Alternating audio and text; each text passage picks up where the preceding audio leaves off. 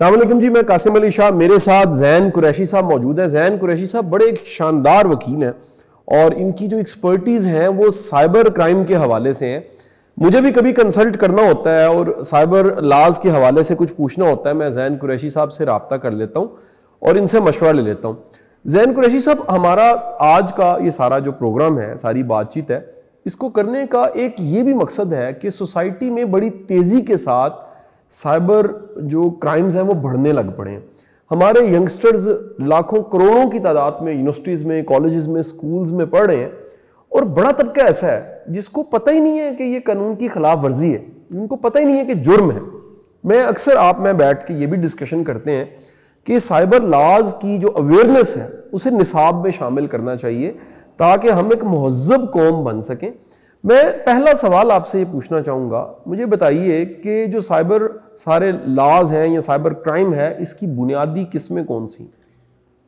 شاہ صاحب، بہت شکریہ آپ کا آج یہاں پہ انوائٹ کرنے کے لیے. پہلی چیز جو بڑی امپورٹنٹ چیز ہے وہ یہ ہے، ہمیں لاز کی طرف ڈسکشن کو لے جانے کی بجائے پہلے میں سمجھتا ہوں جو ایک بڑی امپورٹنٹ پوائنٹ ہے وہ ڈسکس کر لینا چاہیے کہ سائبر کرائم کیا ہوتا ہے. اب عام کرائم اور سائبر کرائم میں جو سب سے بڑا فرق ہے وہ یہ ہے کہ جو سائبر کرائم ہے اس میں عمومی طور پہ دیکھا یہ گیا ہے کہ انانیمٹی کا ایک فیکٹر پایا جاتا ہے، جس کو ہم کہتے ہیں کہ ایک شخص جو کرائم کمٹ کر رہا ہے وہ گمنام رہتا ہے. جیسے فیک آئی ڈی کا استعمال ہو جانا، جو شخص جرم کر رہا ہے اس کا پتہ نہ چل پانا. دیر از ایبسنس آف کرائم سین، کوئی کرائم سین بھی نہیں ہے. جیسے ایک عام اگر کوئی جرم ہوتا ہے تو اس میں دیکھا یہ جاتا ہے کہ پولیس جاتی ہے، وہ کنویں کے اوپر سے جو ہے ویپن ریکور کرتی ہے. یہاں پر اگر دیکھا جائے تو اگر سائبر کرائم اگر کوئی کمٹ ہوتا ہے تو اس کے اندر کرائم سین بھی کوئی ایسا سچ موجود نہیں ہوتا. اب اس میں کیا چیز موجود ہوتی ہے، وہ ہوتی ہے ٹیکنالوجی. سارے کا سارا جو کرائم کمٹ کیا جا رہا ہوتا ہے وہ ٹیکنالوجی کی ہیلپ سے کمٹ کیا جا رہا ہوتا ہے.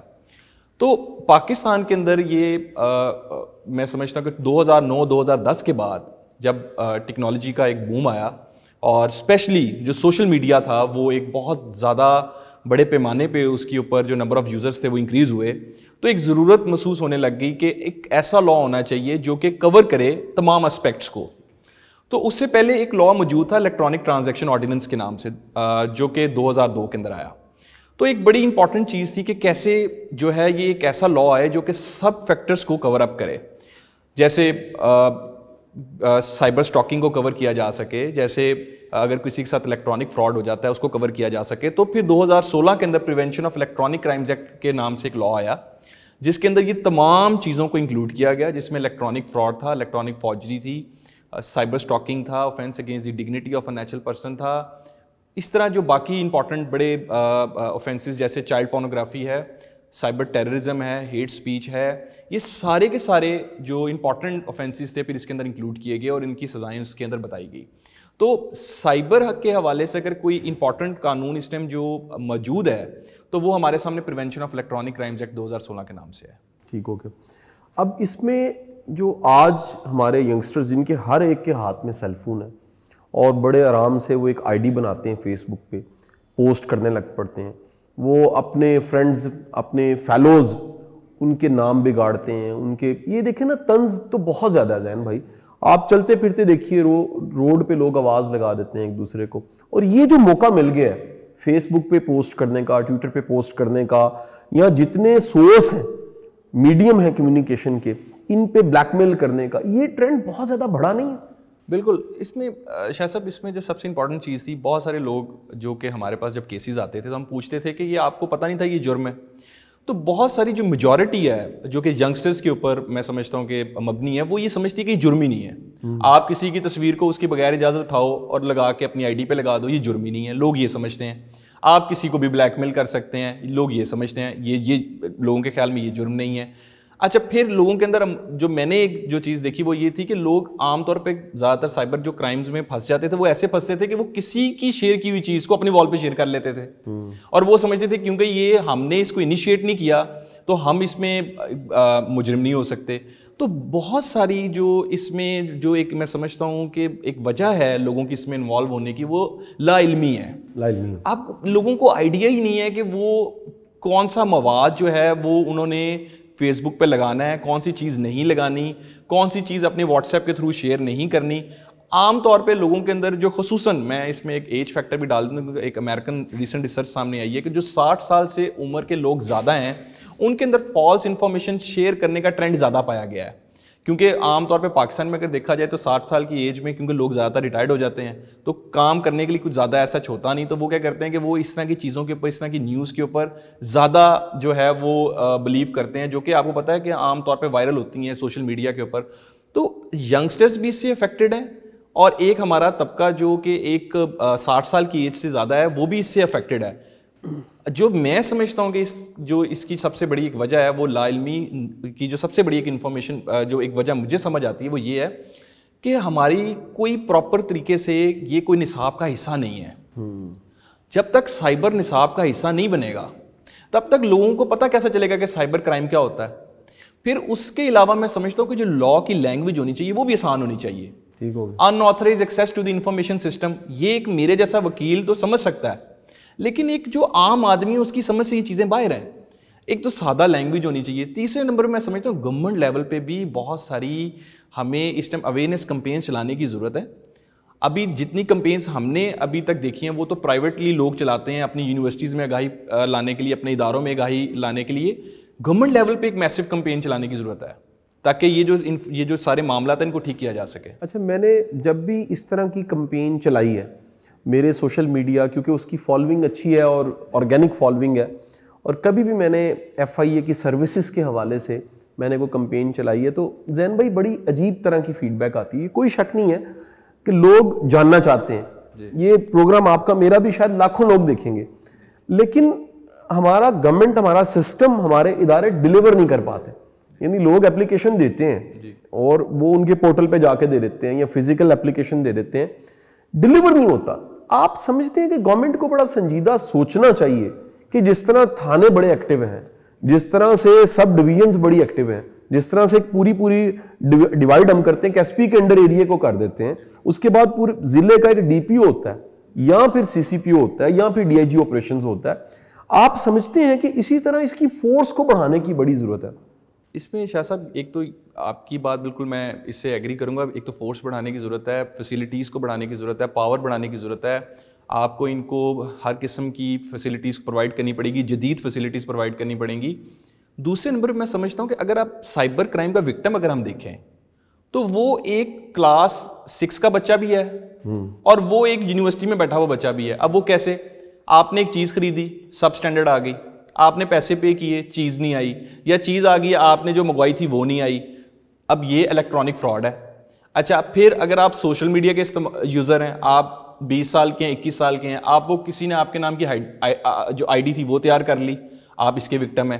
تو اس کے جو نمبر آف کیسز ہیں وہ اس قدر بڑھ چکے ہوئے ہیں, اس قدر بڑھ چکے ہیں, اسپیشلی جہاں ہم رہتے ہیں جو لاہور شہر ہے. لاہور شہر کے اندر کیونکہ آپ کو پتہ ہے یہاں پہ دور دراز سے لوگ آتے ہیں پڑھنے کے لیے, ایجوکیشن حاصل کرنے کے لیے آتے ہیں, یہاں ہاسپٹلز اچھے ہیں, یہاں پہ تعلیمی ادارے اچھے ہیں, تو یہاں پہ نمبر آف کیسز بھی زیادہ ہیں. تو ایک تو بڑی ضرورت ہے کہ یہاں پہ جو number of cyber crime circle ہیں وہ زیادہ ہونے چاہیے, پولیس اسٹیشن زیادہ ہونے چاہیے. کیونکہ جب آپ کی فورس زیادہ ہوگی, جب آپ کے پولیس اسٹیشن زیادہ ہوں گے جو اس طرح کے کیسز کو دیکھیں گے, تو پھر آپ الٹیمیٹلی جو نمبر آف کیسز جو نکل رہے ہیں ان کو کیٹر کر سکتے ہیں.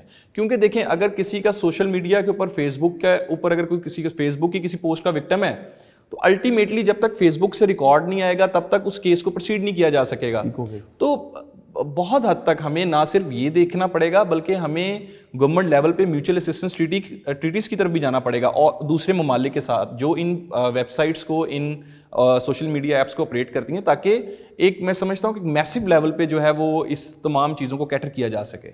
اگر زین بھائی کسی کو کوئی تھریٹ کر رہا ہے, کسی کو کوئی ڈرا رہا ہے, اچھا یہ بڑا ایک کامن ایک کیس اسٹڈی کے طور پہ ہم دیکھیں کہ ایک لڑکا اور لڑکی کا کوئی افیئر شروع ہو جاتا ہے اسکول میں, کالج میں, یونیورسٹی میں, اور اس میں ایک جو ہے, زیادہ تر لڑکا یہ کرتا ہے, وہ بلیک میل کرنا شروع کر دیتا ہے, اور بلیک میلنگ وہ شروع ہوتی ہے, وہ تھریٹ کرتا ہے, ڈراتا ہے کہ میرے پاس تمہاری کچھ تصویریں ہیں جن کو میں پوسٹ کر دوں گا اور تمہارا معاشرے میں کوئی نام نہیں رہے گا, تمہارے گھر والے, تمہارے بھائی, تمہارے والد پھر کیسا سوچیں گے.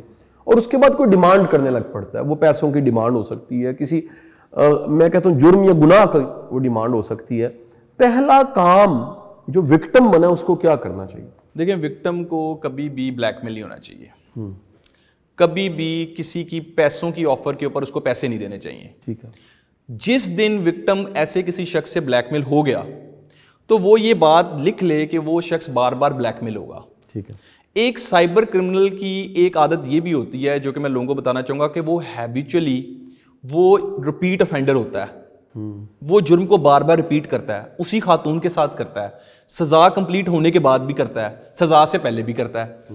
تو اس پورے کیس کے اندر جو سب سے پہلی چیز کسی بھی وکٹم کی جو رسپانسبلٹی وہ یہ کہ وہ کبھی بھی ایسے شخص کو نہ پیسے دے, کبھی بھی نہ ایسے شخص کی دھمکیوں میں آئے, نہ بلیک میل ہو, بلکہ وہ اپنا کیس باقاعدہ رپورٹ کرے, ٹھیک ہے, اپنا کیس باقاعدہ پروسیڈ کرے, اور پروسیڈ کروانے کے بعد اگر ایف آئی آر ہو جاتی ہے, پھر جو لوگ سب سے بڑی غلطی کرتے ہیں وہ یہ کرتے ہیں کہ وہ صلح کر لیتے ہیں, جو کہ غلط ہے.